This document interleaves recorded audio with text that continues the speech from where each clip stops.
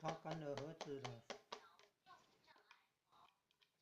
这还是厨房的那个工具的刷子，那个刷子都坏掉烂掉了，不要淘，也不丢掉呢。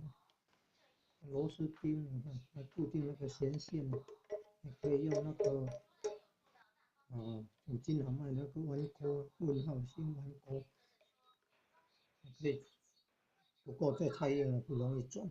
用这个螺丝的还可以用螺丝起子转，调整那个弦线的紧度。这个是绳，这不是塑胶的哦，有绳线，也有塑胶的尼龙线，声音不一样。那个盖木板的跟那个铁金属结口出来的声音就不一样。这个放喉咙咬那个小瓶子的声音也不一样。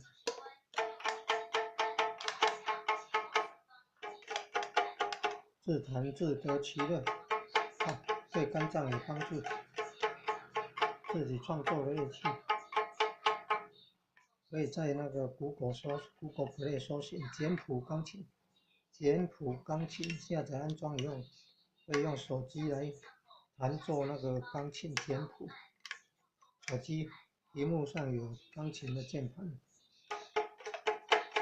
一按就会有哆来咪发嗦拉西哆，有正常音，有高音，有低音。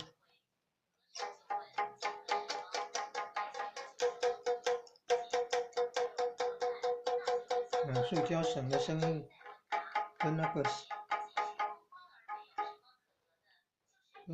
个纤维的绳子的声音不一样。